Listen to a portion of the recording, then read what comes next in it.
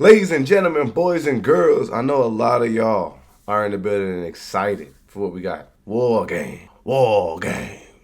Or maybe many of y'all were just enjoying your weekend. At the very least, we got a lot to be thankful for. Maybe a lot of y'all say, Benji, who are you? Hey, look, man, it's your boy Benji. Welcome to another episode of In Between the Ropes. I would also like to extend an invitation for you to join the Benji family. Come on. We love all things movie, TV, entertainment, and of course wrestling. And I gotta tell y'all about what just happened. So we fresh off of Friday Night SmackDown, the go-home show to War Games in San Diego. Obviously, SmackDown was gonna be amazing. Truthfully, nothing really happened on SmackDown. We had a fake War Games match, which was Sami Zayn and a ragtag group of people versus the MFTs. We saw Jade Cargill, who is supposed to be the baddest of the bad with the Women's Championship, crash Chelsea Green, who is another nefarious heel, trying to celebrate her U.S. title win. And then we saw R-Truth talking about his balls. If anything, that let me know that War Games was not going to be good. Let's talk about what happened, though. So the Women's War Games match opened the show. Rhea Ripley, Io Sky, AJ Lee, Charlotte Flair, and Alexa Bliss versus Lash Legend, Nia Jax, Becky Lynch, Asuka, and Kairi Sane. Good versus bad. A lot of y'all might have been complaining about this match. I think the theme of the show is lost. There's no true beefs. And if you think about it for a second, the PLE is called War Games. I'm trying not to have my opinion jaded because I did go to AEW's Blood and Guts, which is essentially a branch off of War Games. Cody Rhodes, who's daddy, Dusty Rhodes, created the War Games match. He co-created AEW. And eventually they were able to get the Blood and Guts match, to my understanding. Blood and Guts was amazing. There was a lot of build-up between the guys that were actually participants in the match, as well as the gals. So what happened in the rings, in the cages, was a culmination of all that beef. Why do you have something called War Games where everybody's scared to go to war? You have War Games and you have no real reason to be there. Remember on the random Raw, just like, what was it, maybe a week ago? Where Rhea Ripley pulled AJ Lee to the side and said, hey, let's talk. And the implication here was that they were talking about War Games. Many people believed that AJ Lee was going to join because it was obvious that Becky Lynch was going to join. Logically, this doesn't make any sense. This is a War Games match. AJ Lee has only completed in one match prior to this. In 10 years, her second match is going to be a War Games match? Why would you just agree to show up and be in this match? Out of all matches. Oh, well, Becky Lynch wasn't even in the match at this point. Now, in real life, there were plenty of people last year who got injured in the War Games match. In the world of wrestling, you being in a match like this could potentially shorten your career. Plenty of injuries could come from this match. Plenty of beefs. People are in there trying to take your head off. But if the story heading in is bad, then what you're going to get in regards to the in-ring product is not going to really matter much. But yeah, with a match full of women who are injury prone, this is extremely safe, which is fine. I mean, I don't really want anybody to get hurt, but it was maybe under or over choreographed. I'm watching these women go through spots where it's obvious they're going through spots. They're like, okay, let's get over here for this moment. Let's wait for this big moment. Not really an enjoyable watch for me.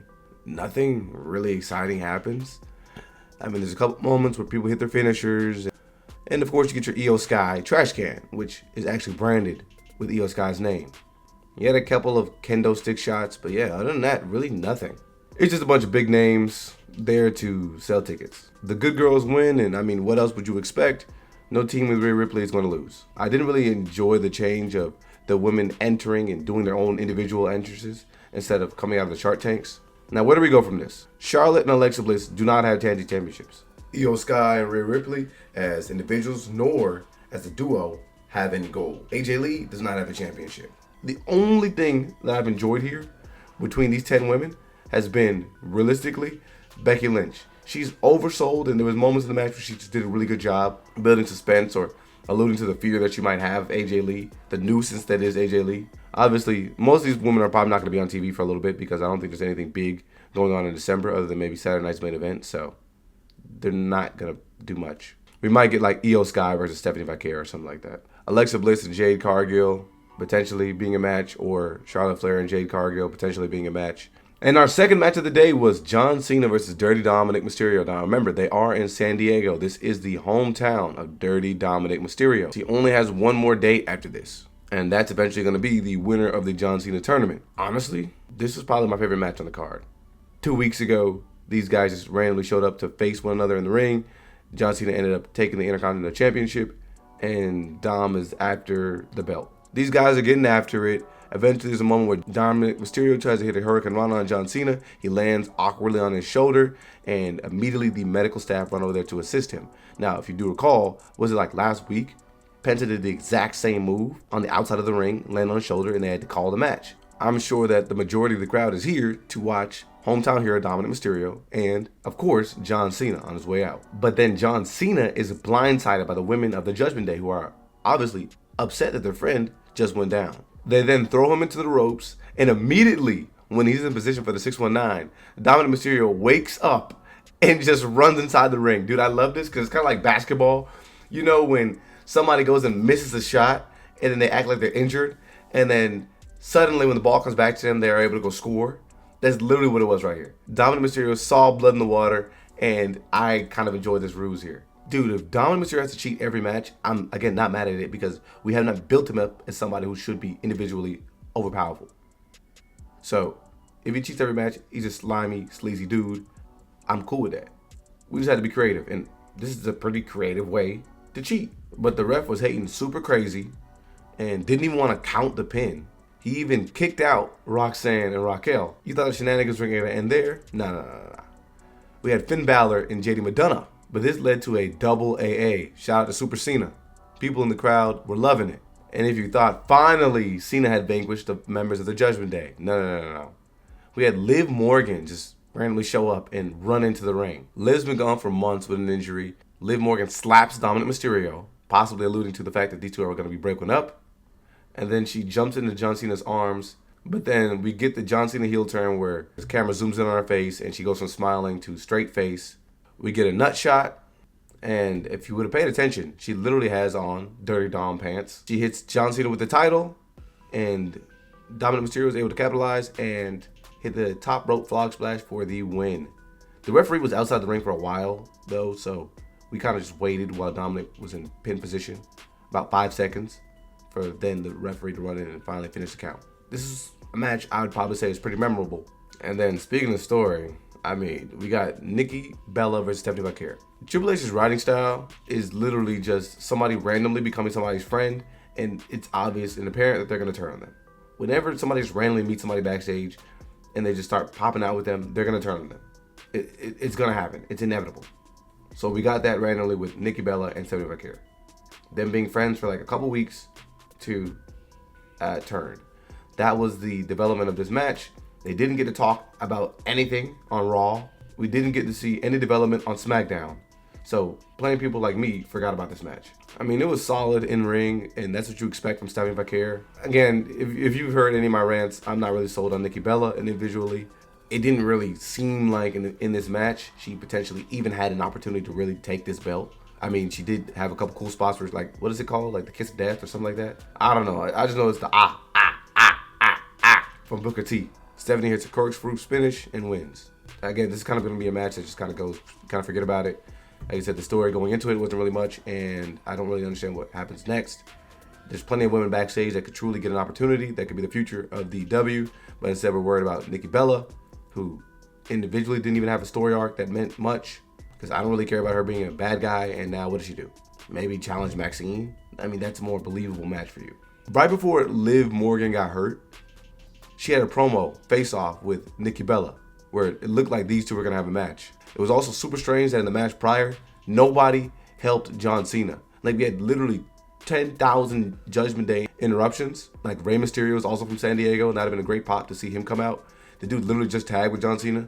This is an obvious alley-oop because it's his son in San Diego trying to cheat to beat John Cena, which is your friend. I don't know. So it seemed like the big match was going to be the men's War Games. The fact that they all individually did their entrances was so much of a letdown because I think that we got such viral moments last year with the shark cages or the shark tanks, where, for example, Roman Reigns is refusing to allow CM Punk to get in whenever he wants to. You have so many of those moments where the guys who are supposedly trying to work out the kinks and their teamwork, you get to see those moments in the shark cages. We don't get that. The last entrances were Roman Reigns and Brock Lesnar. These guys went at it. Brock eventually put Roman Reigns through a table. And mind you, again, this is like maybe 30 minutes or so into the match, even though technically at this point the match had not started, because they let us know 1,000 times up until this point that anybody that exited the War Games cages would then forfeit the match. Oh my gosh. And literally, dude, before this went down, like literally right before Brock Lesnar entered, Jey Uso just in the middle of the fight, a War Games match, does the and runs it back, starts yeeting, literally climbs to the top of the cage, no lie. CM Punk's giggling and they're in the middle of a War Games match and this is going on. Wade Barrett's like, you're not supposed to be having fun in a War Games match. You're not, unless you're a sick, twisted individual, like one of the guys that spawned out of ECW. This is just one of those moments that panders to the true fans, the true audience that WWE is after, the kids. They want the kids to. But yeah, I mean, the match itself, I mean, we get Cody Rhodes jumping off the top and hitting a crossbody on Drew McIntyre. We get Logan Paul putting out the brass knuckles, which eventually are stolen by Roman Reigns. He's able to land a couple Superman punches of his own. We see Brock get speared through a table, but eventually it is a hooded figure who shows up, like climbs the cage, enters the ring, and then of all people selects CM Punk to be the victim of a super kick and stomp. And then the fool just disappears. I guess it's supposed to be presented as if it's Seth Rollins. Did that look like Seth Rollins to you? Many people online have a theory that it's Austin Theory. I don't even understand how he would even tie into this. The bad guys win. I mentioned to y'all that there is no reason that that team that should be this physically imposing should lose. Guys who have tag team history like Drew McIntyre and Logan Paul. A team with guys that have been working together for months like Braun Breaker and Bronson Reed. And then of course you add in somebody who's physically dominant like Brock Lesnar. There's no way. And the good guys just stood in the ring after this. We thought there was going to be like some payoff or something like that because the mask guy didn't get unveiled. So maybe there's going to be something big that happens here where we get a heel turn.